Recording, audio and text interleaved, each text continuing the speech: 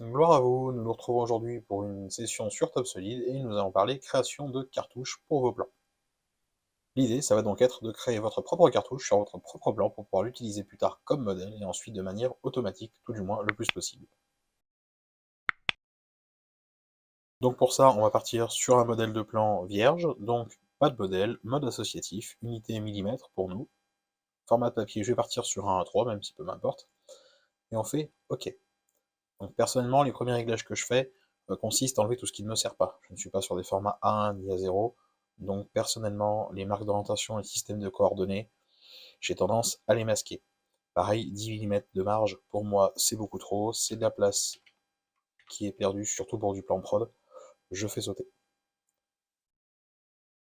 Hop, on enlève donc tout ça, je fais OK. Ça allège déjà vachement la structure. Je vais dans Habillage, Cartouche. Donc ensuite, on va avoir une dimension à rentrer.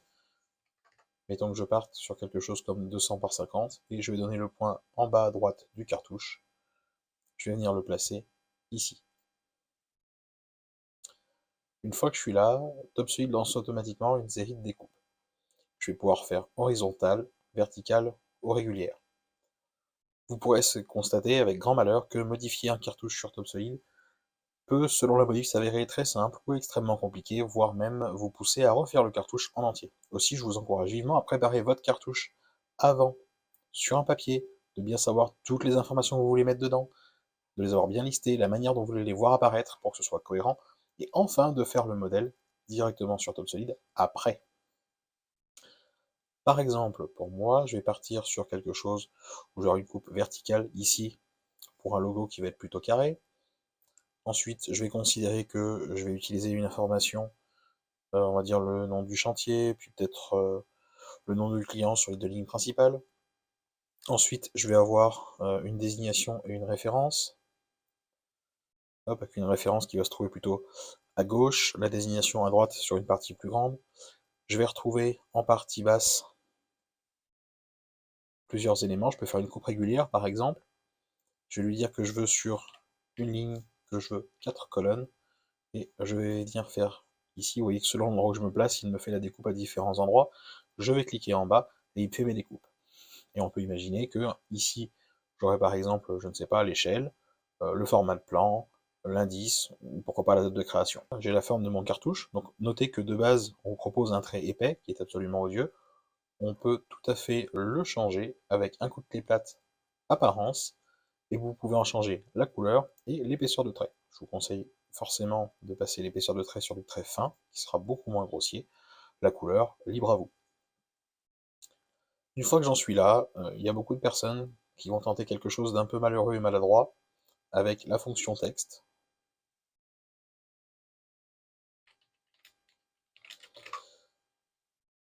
De me placer ici, puis de le déplacer dans la bonne case.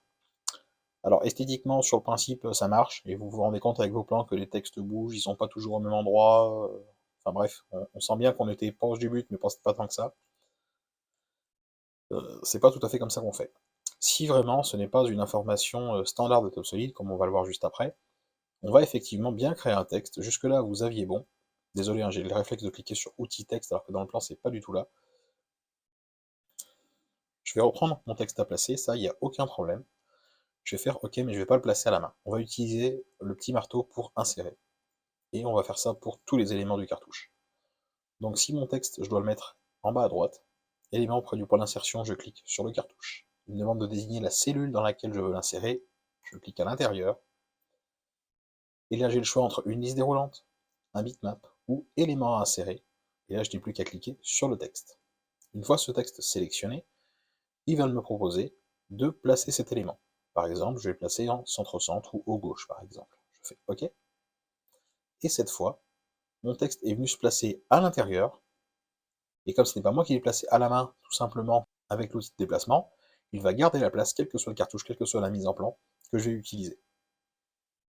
Maintenant, si je continue à faire la même chose pour tous les autres éléments, par exemple dans la cellule du haut, j'ai dit tout à l'heure que je mettais le nom de client. Chez nous, le nom de client, il se met dans le titre 1, dans les informations générales. Je vais donc ramener cette information, que je vais prendre de préférence centrée. OK. Ensuite, en deuxième cellule, je mets le nom du chantier, nous versons-nous en titre 2, hop, même chose. Ici, j'ai parlé de la référence de l'ensemble, donc ce sont des infos, je crois que je vais avoir directement ici. Hop, si je vais dans propriété, voilà, je vais avoir référence de l'ensemble ici directement. Hop, pas d'éléments. Centre-centre, on est OK. Juste après, même chose, je vais prendre ma désignation. Hop, pas d'éléments. Et on est OK. Ensuite, partie basse, j'ai dit que je voulais mon facteur d'échelle. Ensuite, étape d'après, je veux ma pagination. Je veux un numéro de folio et je veux avoir le nombre, je veux avoir l'information du nombre de pages totales. Donc je veux savoir sur combien on est. Voilà. Et je vais vouloir en dernier, je ne sais pas qu'est-ce qu'on va marquer. Ah bah tiens, le nom du format, ça c'est loin d'être idiot. Parce que quand on a le plan entre les mains, c'est facile. Quand on est sur une vue sur TopSolid, savoir si vous êtes dans un 1.3 ou un 4, bonne chance, aucune chance de le savoir. Donc sur tous ces éléments, une fois placés, vous pouvez mettre un coup de clé plate dessus. Pour en changer la dimension, le fait que ce soit écrit en gras, souligné, encadré, changer la police, changer éventuellement la couleur. Et vous allez venir maintenant pouvoir rajouter des textes. Par exemple, sur mon échelle, je sais que le paramètre qui permet de l'appeler, c'est ce qui est inscrit ici par TopSolid. Eh bien, je vais tout simplement compléter le texte, et je me retrouve avec maintenant du texte inséré dans ma case à côté de mon information. Le tout en dynamique.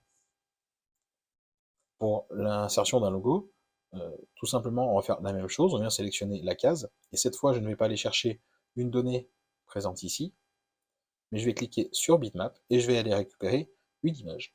Je vais vous proposer d'utiliser le logo IDEO, comme ça on n'aura pas de soucis. Hop, on ressemblera à quelque chose qu'on a déjà fait. Hop, je valide dans l'état, je verrai bien pour ajuster. J'ai mon logo qui apparaît. Donc j'ai fait le choix d'un logo rectangulaire dans un carré, ce qui va me permettre par exemple d'exploiter cet élément autrement. Si je le place, mettons, tout en haut, je vais pouvoir par exemple venir rajouter du texte. Imaginez,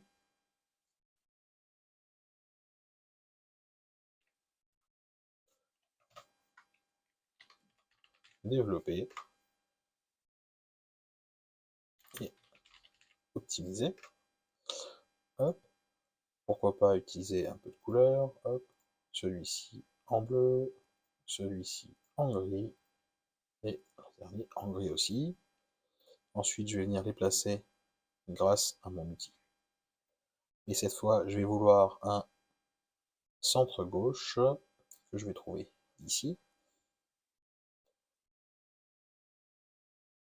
Toujours dans cette même case, je vais placer mon développé et cette fois, je vais le vouloir en centre-centre. Toujours dans cette case, je vais vouloir celui-ci en bas à droite. Et donc, pour faire l'entre-deux, eh bien, il faut savoir qu'on peut tout simplement faire un décalage. Donc, par exemple, je vais venir élément dans la cellule, et sur mon élément à la verticale, je vais pas le faire ajuster, mais je vais le mettre à une distance, et je vais le décaler, je ne sais pas, j'y vais totalement au pif, j'ai pas regardé avant. Je vais mettre à 15 mm. Pas de chance, c'était dans l'autre sens, évidemment, sinon c'est pas drôle. Hop, un petit moins 15, c'était trop. Moins 10, et je me retrouve avec mon logo, imaginé, développé et optimisé, et les couleurs à changer. Donc je les ai pas mises, mais on pourrait très bien avoir une date de création, avoir l'auteur des plans, donc qui récupère des informations standards de TopSolid. Et pour info, les informations que j'ai ramenées se trouvent ici. Titre 1, titre 2, l'auteur, date de création. Ces informations-là sont celles que je vous ai montrées et qui sont ramenées ici, dans auteur, date de création, titre 1, titre 2, tout comme nom de la société, adresse 1, adresse 2, sont les éléments qui sont renseignés dans les propriétés. Donc à vous d'avoir des documents où ils sont déjà complétés par défaut pour qu'évidemment, vous n'ayez pas à le faire à chaque document. Si on prend rapidement un document, que je viens lui mettre un titre 1 un titre 2, je fais OK, on va créer une pièce dedans, on va se créer un deuxième bloc dans la foulée, que l'on va définir également. Hop là, j'ai mon ensemble, je vais donc pouvoir lui donner une désignation et une référence pour faire varier ces champs-là. Mettons que ce soit ma cuisine, et la référence c'est 01. Je fais OK. Si maintenant j'utilise cet élément comme modèle, lorsque je vais venir insérer une vue à l'intérieur,